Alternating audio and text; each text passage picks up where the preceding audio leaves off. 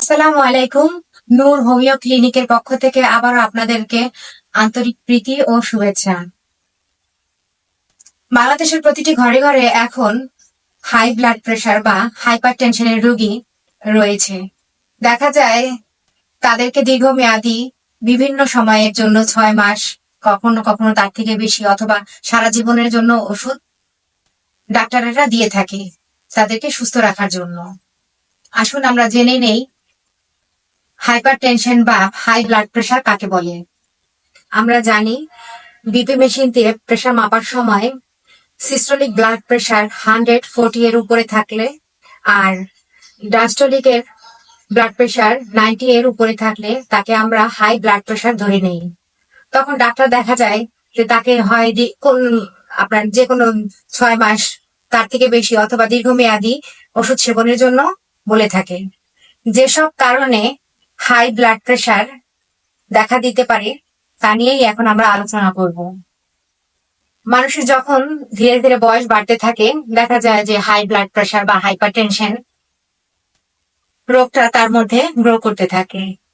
কখনো কখনো দেখা যায় যে জেনেটিক্যালি যেমন তার বাবা মা, দাদা দাদি, নানা নানি কারোর মধ্যে হাইপারটেনশন রোগটা ছিল, যার ফলে পরবর্তী জেনারেশনেরও হাইপারটেনশন আসতে পারে।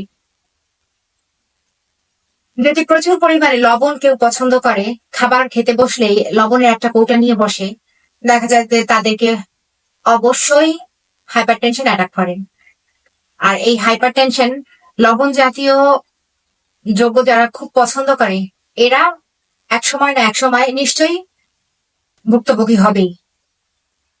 এখন বাংলাদেশে দেখা যাচ্ছে যে প্রতিটা ঘরে ঘরেই ফাস্টফুডের প্রচলন প্রচন্ড পরিমাণে। ফাস্টফুডের কারণে স্থূলতা শরীরে গ্রো করতে থাকে, ফলে অবেসিটির কারণেও হাইপারটেনশন আসতে পারে।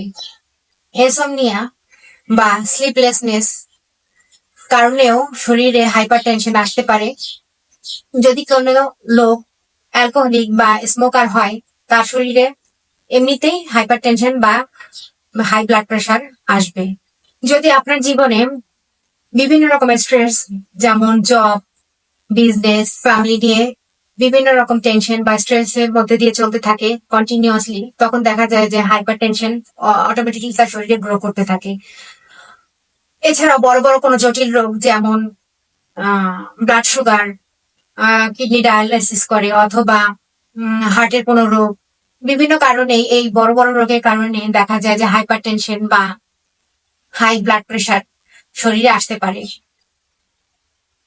এখন আমরা জেনে নেই যেসব কারণে আমরা বুঝতে পারবো যে তার শরীরে হাইপার টেনশন বা হাই ব্লাড প্রেশারের সিমটম দেখা দিয়েছে। তার মধ্যে যখন দেখবেন প্রচন্ড পরিমাণে শরীরে ঘাম আসতেছে, মুখমণ্ডল লাল হয়ে গেছে, কানের লতি লাল হয়ে গেছে, আপনার হেডেক আসছে, তখন বুঝে নিতে হবে যে আপনার শরীরে হাইপার টেনশন হতে পারে। এছাড়াও কখনো কখনো কার্ডিয়াক অ্যাটাক, কারো কারো ক্ষেত্রে সেরেব্রাল অ্যাটাক দেখা যায় যে, আবার কারো কারো ক্ষেত্রে আবার চোখের বিভিন্ন রকম সমস্যা যেমন অন্ধত্ব, বিভিন্ন রকম সমস্যা শরীরে গ্রো করে, যার ফলে বুঝে নিতে হবে যে আপনি হাইপার টেনশনের মধ্যে দিয়ে যাচ্ছেন।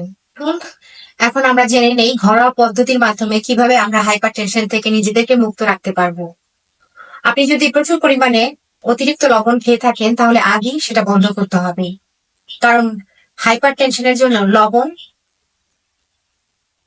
একটা মন্ত্রমুগ্ধের মতন কাজ করে, যা খেলে অবশ্যই হাইপার টেনশন দেহে আসবেই। তেল, ঘি, মাখন অর্থাৎ তৈলাক্ত জাতীয় খাবার আপনাকে পরিহার করে চলতে হবে। যারা ধূমপান, অ্যালকোহলিক, তাদেরকে ধূমপান পরিহার করতে হবে। প্রতিদিন কায়িক পরিশ্রম, যাতে আপনার শরীর স্মুথলি মুভমেন্ট করে সেরকম কায়িক পরিশ্রম আপনার করতে হবে। দিনে কমপক্ষে 20 মিনিট আপনাকে হাঁটতে হবে।